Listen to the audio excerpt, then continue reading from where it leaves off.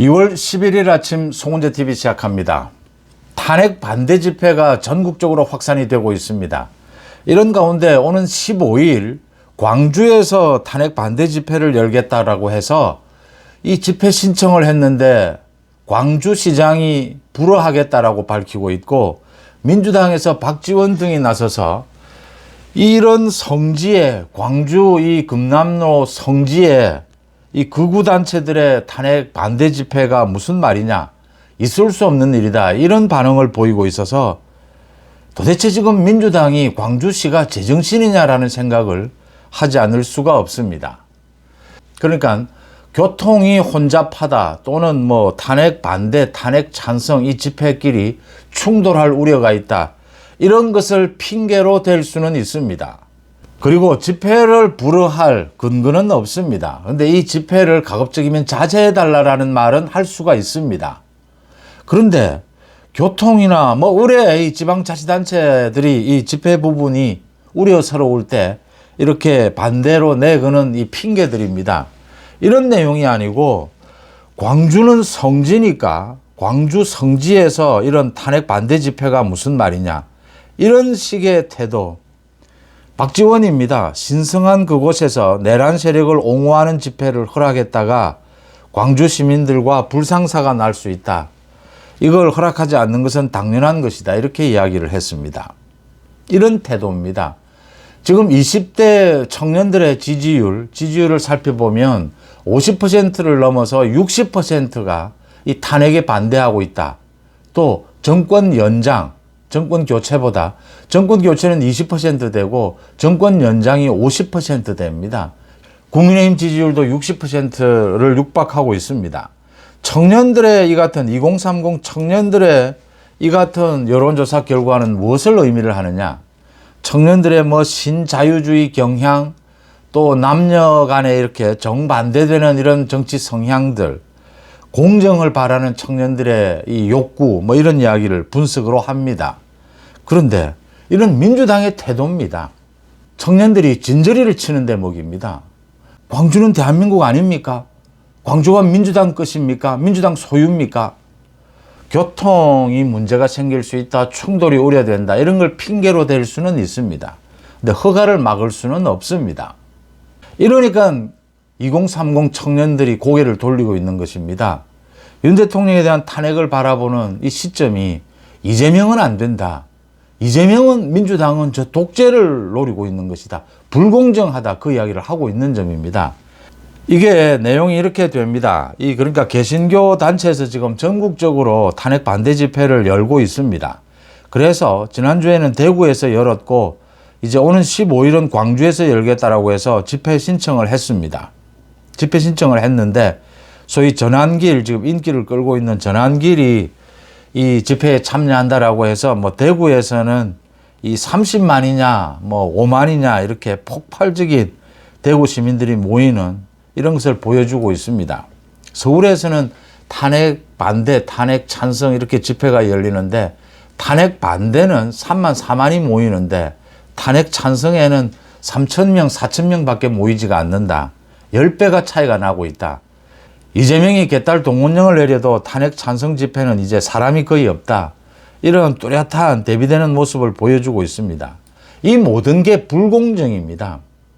헌법재판소가 지금 탄핵 심리를 저렇게 서두르고 있는 것, 저게 재판을 하는 건지 탄핵 몰이를 하는 건지, 재판을 진행하는 기본적인 소양은 있는 건지, 문영배가 헌법재판소장 권한 대행임을 내세워서 이게 재판을 하자는 태도가 아니다, 이런 지적이 나오고 있습니다. 이런 것 때문입니다. 그러니까 민주당의 강기정 이제 광주시장입니다. 강기정 광주시장이 이 탄핵 집회를 허용하지 않겠다, 5.18 광장이다 라고 하는 여기에 탄핵 집회를 불허하겠다라고 했습니다. 그런데 탄핵 집회를 지난주에는 또 찬성을 했습니다. 지난주에 처음으로 광주 금남로 일대에서 이 보수 유튜브가 진행을 하는 탄핵 반대 집회, 많이 모이지는 않았지만 처음으로 열렸습니다. 지난 8일에. 지난 8일에는 이게 허용이 됐습니다. 그러니까 이 지금 광주 금남로에서는 탄핵 찬성 집회가 대규모로 열리고 있는데, 규모가 크게. 거기에 반대 집회는 구석으로 해서 이렇게 허가를 해서 탄핵 반대 집회가 이미 허가가 한번 됐습니다. 그런데 이번에 이렇게 전환길 씨가 이 강사죠. 인기 강사 전환길 씨가 참여하는 이 집회는 허용하지 못한다라고 하는 이 기준은 어디에 있으며 여기에서 가관인 것은 이제 박지원입니다. 박지원이 라디오에 나와서 어제입니다. 전환길 씨인지 뭐 김한길 씨인지는 모르지만 이렇게 비꼬고 비하하고 있습니다. 5.18 광장 거기가 어디라고 거기 와서 하겠다는 것이냐. 신성한 그곳에서는 이 탄핵 반대 집회를 할 수가 없다. 뭐 5.18 계엄 이야기를 했습니다. 그러면서 민주당 소속의 강기정 광주시장이 불허하겠다라는 방침 당연한 것이다. 이렇게 이야기를 했습니다. 저는 이 전환길 씨가 참여하는 전국적으로 확산되고 있는 이 탄핵 반대 집회, 이 집회에서 나오는 이야기는 좀 과격할 수밖에 없습니다. 조금씩 현장에서는 말이 과격해지게 되죠. 그럼에도 불구하고 여기에서 나오는 많은 주장들을 다 찬성하지는 않습니다. 또 일부 지금 이 탄핵 반대 집회를 통해서 뭐 장사를 하는 것이라든지 이런 불협 화음이 들리는 것도 굉장히 잘못된 것이라고 생각합니다. 그럼에도 불구하고 광주에서 탄핵 찬성 집회도 열리고 있고 탄핵 반대 집회도 열리고 있는데 탄핵 반대 집회를 지난 주말에 열었습니다. 오는 15일 또 열겠다라고 하는데 이건 불허하겠다. 이건 규모가 커질 것 같으니까 지금 뭐 탄핵 반대, 탄핵 찬성 이 집회 시위 규모가 뭐 크게 차이가 나니까 불허하겠다. 이게 무슨 기준입니까? 이렇게 고무줄처럼 기준을 적용하는 것도 잘못됐고 또 광주가 신성하다. 대한민국이 신성한 것이지 광주만 신성한 것입니까? 이런 민주당의 태도가 사실은 뭐 질겁하게 만드는 것이죠.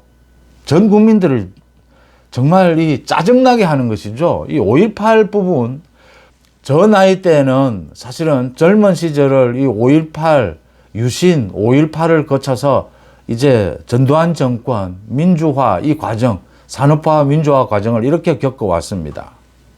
이 5.18 문제가 지난 40년이 넘게 우리 대한민국의 현대사에 뭐 정말 엄청난 영향을 끼친 일입니다. 집회를 이런 식으로 광주가 신성한 곳이니까 탄핵 반대 집회를 막는다라고 하는 이 태도가 이재명 민주당의 독재주의 성향, 공산주의식 성향을 드러내고 있다라고 봅니다. 이건 최소한의 뭐 5.18 정신, 민주당이 이야기하는 5.18 정신도 아닐 뿐더러 아무것도 아닌 한 줌도 안 되는 쓰레기 같은 그런 주장들입니다. 이런 주장에는 절대 찬성할 수 없고 이런 식의 태도가 2030 특히 청년들에게 고개를 젓게 하고 있다. 청년들이 민주당을 외면하게 만들고 있다라고 읽히는 대목입니다. 헌법재판소가 정말 뭐 문영배를 중심으로 해서 문영배의 직권 남용이라고 봅니다. 저는 이렇게 문영배가 이 윤 대통령에 대한 탄핵 심리를 무슨 재판을 하는 것이 아니라 저렇게 서두르고 있습니다. 오늘도 잠시 뒤부터 이제 윤 대통령에 대한 7차 변론이 열립니다. 비상계엄에 대한 뭐 법적인 절차가 옳았느냐 또 부정선거에 대한 이런 부분들에 대해서 집중 증언들이 쏟아지고 공방전이 펼쳐질 것으로 보입니다. 이제 목요일까지가 지금 8차 변론까지가 정해져 있습니다. 여기에서 그친다면 여기에서 마치고 이제 다음 주에 만약 윤 대통령의 최후 변론이 있고 2월 말이나 3월 초에 이 탄핵에 대해서 선고를 하겠다 이런 입장이 되면 이 헌법재판소의 결정은 대다수 국민들이 승복하지 못합니다. 이건 재판이 아니다라고 하는 것입니다. 변론은 형식적인 것일 뿐이었다. 형사소송법이 개정이 되면서 2020년에 당사자가 반대하는 부인하는 검찰의 조서는 이 공판에서 증거로 채택할 수 없습니다. 그런데 지금 헌법재판소가 채택을 하겠다는 입장입니다. 이건 명백한 형사소송법 위반입니다. 문영배가 지금 저지르고 있는 일들입니다. 광주시장이 민주당이 이런 식으로 탄핵 찬반 집회 전국적으로 열리고 있는데 반대 집회에 한해서만은 광주에서 이 집회를 허용하지 않겠다라고 하는 태도, 그 이유도 신성한 광주에서 왜 여느냐? 광주가 민주당 것입니까? 신성하다면 대한민국 전체가 신성한 것이고 민주당의 이런 폐쇄적이고 독재적인 태도가 많은 국민들의 환멸을 사고 있다. 이렇게 읽히는 대목입니다. 송재TV 마칩니다. 고맙습니다.